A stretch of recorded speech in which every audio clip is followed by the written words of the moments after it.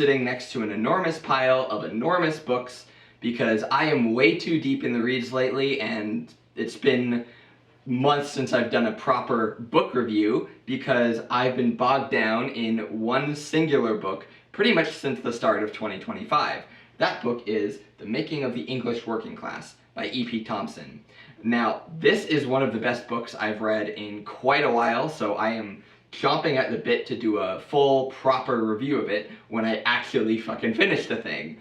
But I figured until that happens, I might as well put out something, and since March of the Mammoths is coming up, where booktubers buckle down and finally get to the huge books that they may have been putting off, I figured I would chip in as well by talking about a whole bunch of enormous books that I own that I've been meaning to get to, but I keep procrastinating about. Now, I've been actually doing pretty well with tackling enormous books in my collection because for the last year and this year, me and my friends have been doing Titanic Tome 2024 and 2025. So I've been reading enormous books in my collection one at a time since last year. I've done a few reviews on them, and I am continuing in that trend this year. So what this video is going to be is just me going through all these books that I want to read, starting with the ones that I know I'm going to get to this year, and then going to the lower priority ones that might be read over the next couple of years, and then I've got a few huge books on the floor as well that it's a question mark as to when I'll actually get to them. The first book I'm talking about is the one that I just mentioned, The Making of the English Working Class by E.P. Thompson. This is a book that came out in the 60s, and it looks at the Industrial Revolution in England from the workers' perspective. It asks why there was no overthrow of the monarchy like there was during the French Revolution. It looks deeply into all of these religious denominations and how a sort of working class consciousness came out of that, and also out of the horrific conditions of the Industrial Revolution, as all of these peasant villages and communities were ripped apart by being heavily industrialized, turning into like mill towns and cotton towns and mining towns and things like that. Now, this might be one of the most difficult books I've ever read. The first two chapters were so hard that I wondered if I could even finish the book, because it does not hold your hand, not even close. There's all of this complicated stuff that E.P. Thompson is referencing. Revolutions and civil wars and religious denominations and philosophies and things like that, but he doesn't explain any of it. Every time he mentions it, he's just like, oh, you know what I'm talking about, you know where I'm coming from. And even though I had read some books set around and before this time period, I was pretty lost a lot of the time until maybe about chapter 4 or 5, where the narrative really started to grip me, and the book just became so fascinating as you're learning about all the ways that these people's lives were so rapidly transformed for, in a lot of cases, for the worse. The little things like that made this book really influential when it came out, looking at the Industrial Revolution not from the point of view of the industrial capitalists that were benefiting, or even the middle class that was benefiting from all this, but the people who were being ground underfoot to make life a little more comfortable for the people above them. It's just a really fascinating look at this time period. I'm learning so much, and even though it's just a little bit too difficult for me, and some of it is going over my head, I still feel like I'm getting so much out of this. Check it out if you're interested in this period at all, but just be warned that it's not the easiest book to get through. The next book I'm looking at is These Truths by Jill Lepore. I've been wanting to read a full history of the United States for a long time and just really sink my teeth into American history. For a while, the book that I wanted to read was A People's History of the United States by Howard Zinn. This is a pretty well-known history book, for better or worse, because it looks at America through the lens of the marginalized, whether it be the poor, the incarcerated, people of color, women, what have you, and talks about how there's so many contradictions woven into this nation that was supposed to be about freedom and democracy, but was built on the backs of slaves. And that sounded so interesting for me. So when I found out that A People's History of the United States has a really bad reputation as a history book, how it's apparently extremely biased, how it will cherry pick things, how it just isn't very historically rigorous. I was like, oh shit, well, what book can do the things that that book does, but with a sense of historical accuracy? And apparently this is the book to go to if you want that kind of thing. If you want a look at the struggles and the hard, difficult steps towards freedom and equality in the context of American history, then people should apparently leave aside A People's History of the United States in favor of this. Now, I haven't read it yet, but I am so excited for this later this year. I got it for Christmas, so I'm kind of obligated to get to it sooner rather than later, so hopefully in maybe June or July I can get to this. In fact, it would be cool if I read this before July so that I could do a full review of it for the 4th of July, but yeah. Apparently this is the book to read if you're interested in a one-stop shop for American history, and I can't wait to get to it. Speaking of American history, I'd also like to do some deeper dives into specific time periods in the country's history, and what better place to do that than with the country's most embarrassing war. The next book I'm hoping to read this year is A Bright Shining Lie, John Paul Van and America in Vietnam by Neil Sheehan. This is another book that made a huge splash when it was released in the late 80s. Basically, it looks at America as they slowly get disillusioned with the Vietnam War through the eyes of Lieutenant Colonel John Paul Van, who went to Vietnam under the US Army before the war got hot. Over the course of the war, he started to see how not only was the strategy of the war very wrong-headed and not gonna work, but the whole war just started to disgust him. And so he gets increasingly frustrated with the US Army and the government in general as they won't listen to him, they refuse to see reason, and they keep going ahead with the horrific things they're doing in the country, like spraying it with Agent Orange, or napalming it, or doing all of these little massacres in these peasant villages all around the country. And so I'm really hoping to get a critical look at this war, and so I'm told Neil Sheehan went to Vietnam as a war journalist, and he won a Pulitzer Prize for it. So this is the guy to talk to, and this book to this day still has a pretty great reputation from what I understand. So I'm really hoping that it opens my eyes to the war and makes me understand it beyond all of the pop culture and media that have come out about the war. And I've owned this book for like 10 or 12 years, so I can't put it off any longer. I'm definitely going to read this year. We're finally looking at some fiction next, but this is also American history, because this is a historical fiction novel called Mason and Dixon by Thomas Pynchon. Mason and Dixon were very famous English explorers and cartographers who went to the New World to chart out the Mason-Dixon line, which separated the states of Pennsylvania and Maryland, I think. They're also known for helping to triangulate the course of Venus against the sun to determine how big both objects were and their distance from Earth. So very scientifically, mathematically minded explorers who were sons of the Enlightenment age that they found themselves in. And I'm really curious to learn about them.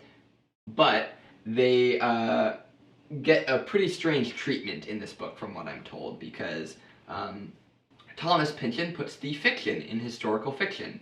The story is apparently told through the framing device of an old man telling a story to a bunch of people, and he can't quite remember all of the details, so sometimes he just makes stuff up on the fly, or sometimes the book will take a really weird direction and then you find out later on that somebody else in the room took over the story for the old guy.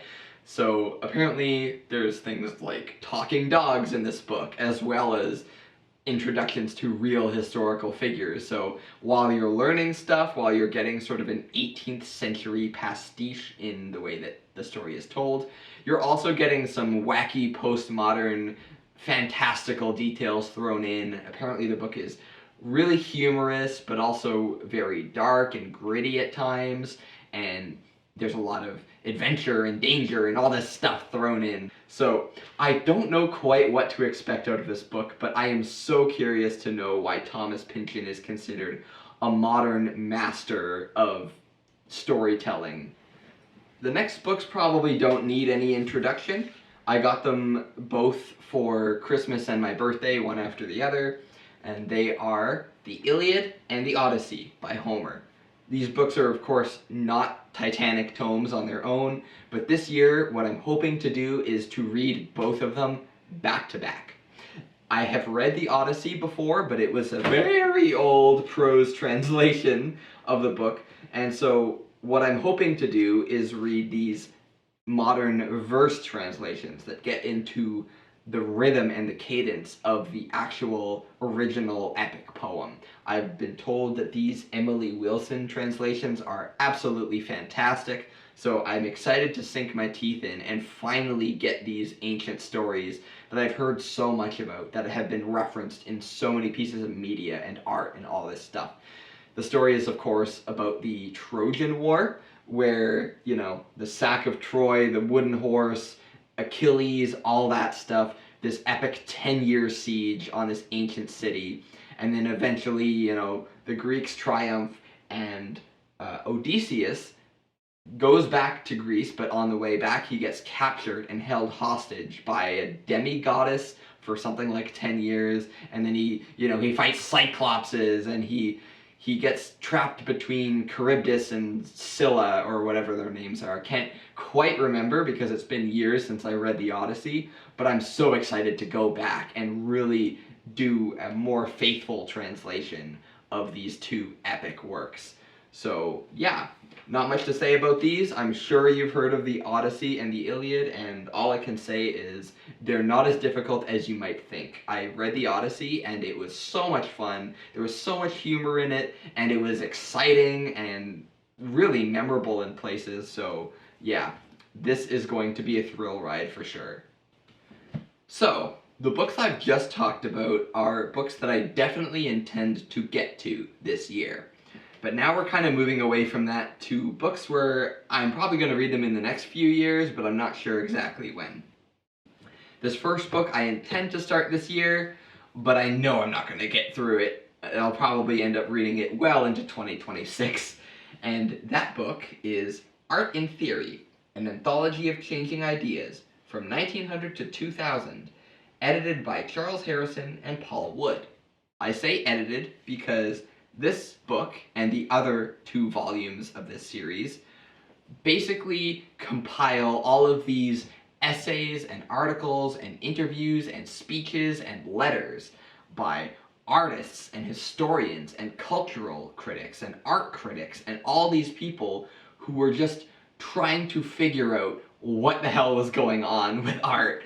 And so you'll read all of these pieces that try to explain the philosophy behind art, the theory behind it. Because I went to art school for 4 years and minored in art history, I have read a few of the essays featured across this series, and they range from frustrating and completely impenetrable on one hand to so immersive and enjoyable and inspiring on the other. So I finally found this at a reasonable price. It was like $8 after I applied a gift card, and I am so stoked to finally read this whole thing. Not just little bits and pieces here and there, but the whole frickin' thing. And because of what this book is, I'll be able to break it up and, you know, read a little bit here, a little bit there.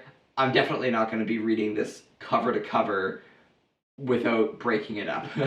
This is only 1 volume. The other volumes reach as far back as 1648, so there's a lot here, but I figured it's best to start with the more recent stuff so I can see the artists that have just come from behind me, because, you know, I'm a practicing professional artist myself, and I know a lot of this theory stuff is like up in the clouds and overly academic and ivory tower, but some of it is so invigorating to read and has shaped my own course as an artist. So I know that although this book will be extremely difficult in places, I know it's also going to be really rewarding. I'm very excited to prove my mettle as an art history buff and dive all the way into this later this year.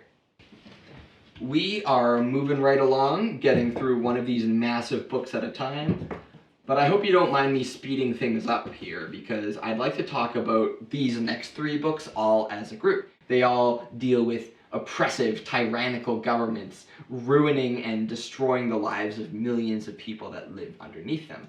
So, the 3 books here are Gulag, A History by Anne Applebaum, The Holocaust, Fate of European Jewry by Leni Yahil, and The Rise and Fall of the Third Reich, A History of Nazi Germany by William L. Shirer.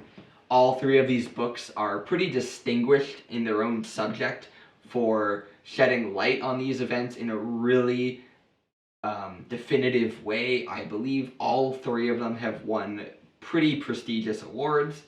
The most famous of them is Rise and Fall of the Third Reich, which for many years and even decades was considered the authoritative account of the Third Reich and much of the Second World War as well. A lot of stuff about the Nazis, their ideology, how Hitler came to power, how Hitler fell from power, and when the war went not his way at all.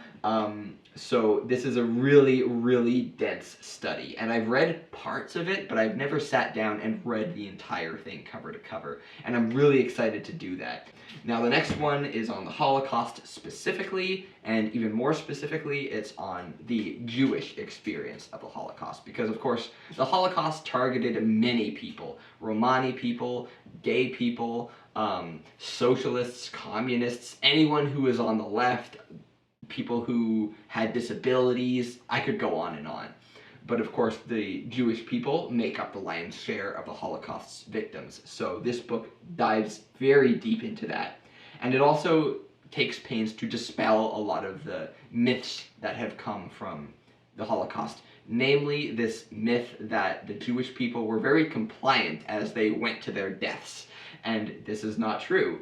Leni Yahil takes her time in showing all of these rebellions and resistances that came out of the Holocaust as it was going on. I'm really curious to read it, although I know it's going to be difficult reading. And then the last book here is, of course, Gulag, which talks about the Soviet police state, how, especially under Stalin, it would just disappear people, these dissidents, and just send them to the harshest environments in the Soviet Union, namely the Gulag Archipelago in Siberia.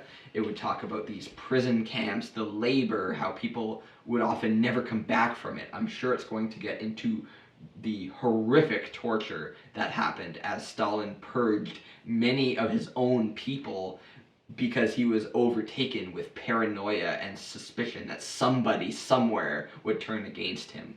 I'm really curious in looking at what absolute power looks like and how it wreaks absolute destruction on the people that live inside of it. These are books that I've been meaning to read for a long time but haven't gotten around to, and I'm hoping that I can get to at least one of them this year and hopefully have them all finished by 2026. I'm going to be looking at these next 2 books as a group as well, for obvious reasons, being that they're volumes 1 and 2 of the same book, basically. It's called The Outline of History, The Whole Story of Man by H.G. Wells. You probably know H.G. Wells as the science fiction guy from the early 1900s. Well, I'll have you know that he also did non-fiction as well. The Outline of History was published just a few years after the end of the First World War and covers the entire history of humanity, obviously, from the beginning of planet Earth and the dawn of life, all the way up to the end of the war. And so it's done in sections and in big chunks, and I've actually read the first 200 or so pages, where it goes from the evolution of life, from single-celled organism to like the dinosaurs, to the dawn of man, and the earliest things that H.G. Wells and his time period knew about early societies. And I stopped right about at the point where it went from mytho-history to concrete history, I believe around the time of the Assyrians. And then I said, okay, I'm going to put this aside for now. I've been reading it in like dribs and drabs, but I'm going to put it aside for a time when I can truly commit to reading it cover to cover. This year or next, I want to finally clear my schedule and say, okay, I am finishing these fucking things because I want to know the whole story of man. And I want H.G. Wells to be the one to tell it to me. So yeah, pretty simple explanation there. If you want the whole history of man, I guess this is the place to go for that.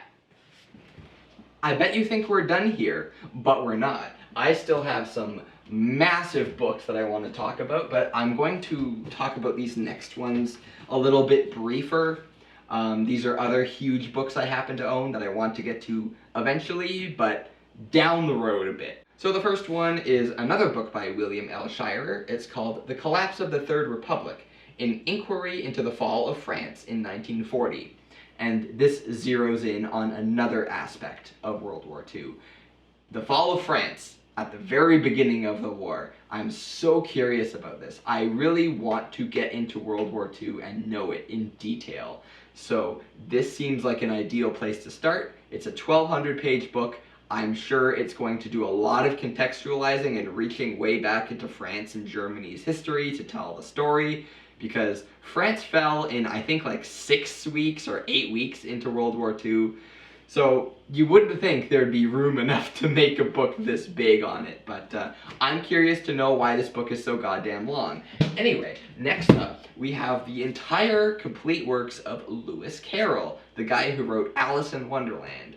I got this for Christmas one year. It's like 1,200 pages long. Not only does it feature all of his stories, but it also features all of his poems, all of his newspaper articles, some of his diary entries, some articles he published in the paper, and children's games that he made up himself, and the rules on how to play them. And it's illustrated. Even though I don't plan on getting to it anytime soon, it looks real nice on my shelf, so that's it for that.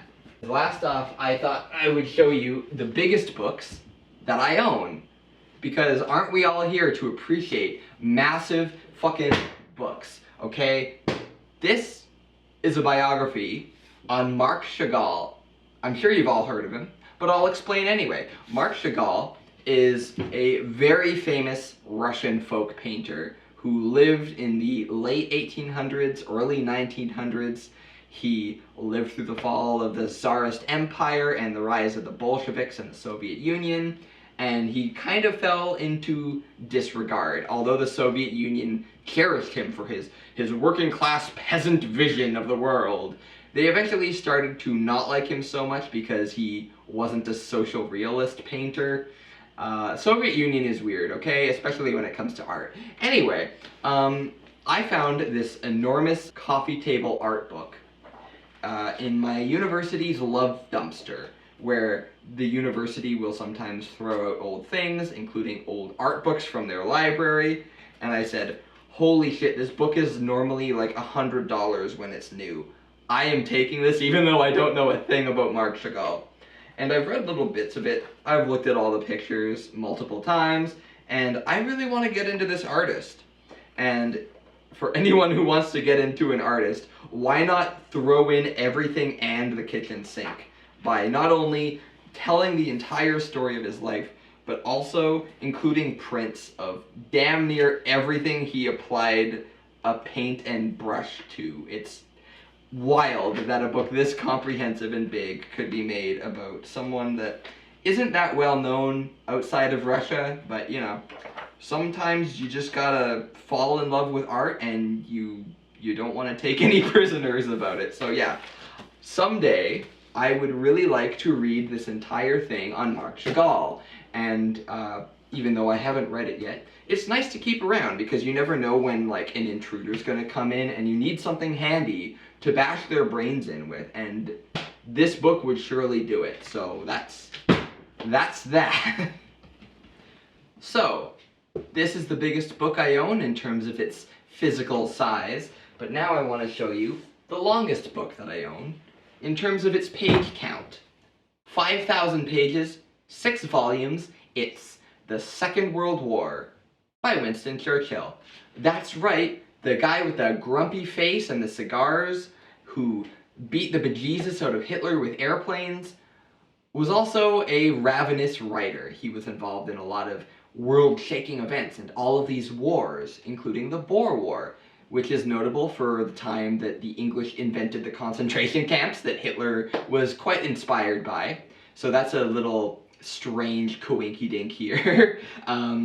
And yeah, so this is a combination of memoir and history, because obviously Winston Churchill was involved in the Second World War in a pretty major way, of course, and he also pulls a lot of historical sources from the other theaters of war that he wasn't involved in, like the Pacific War and the Eastern Front and things like that. And he also does a good job, apparently, of contextualizing why the war happened in the first place and what he thinks of all of the policy decisions that slowly led to the Second World War.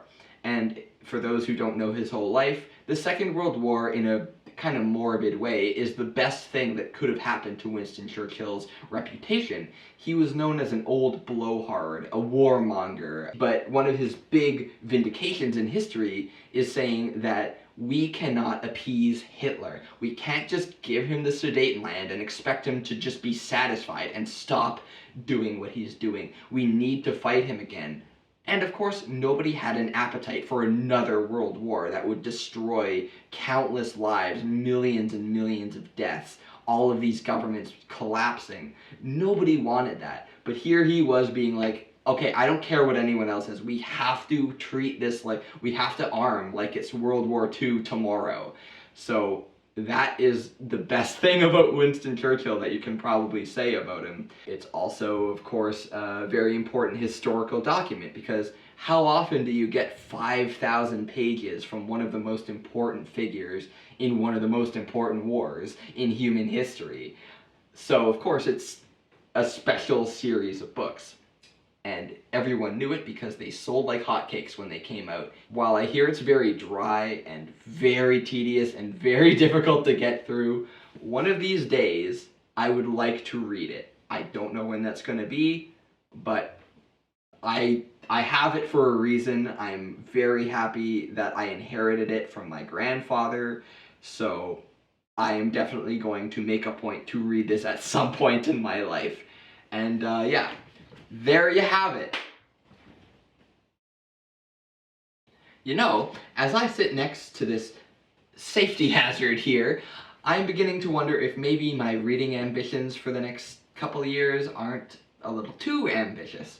But maybe it would help me if you told me what your plans for massive mammoth book reading are.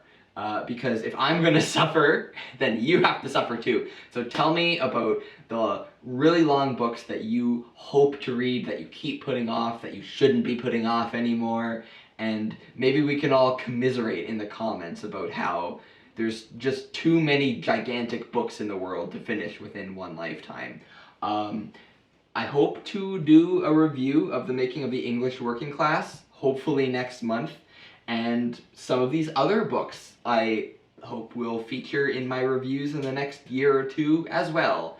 I'm actually going to be doing an artist residency for the full month of March, so I don't know how much time I'll have to read, but hopefully I'll be able to make a video or two while I'm at the residency, maybe show you some of the art I'm working on. So if you want to hear about that, maybe get some book reviews while you're at it, then consider subscribing, liking, all of those things, and until next time, good luck with March of the Mammoths and Titanic Tome 2025, and I will see you whenever I can dig myself out from this massive pile of books. Thanks for watching, bye!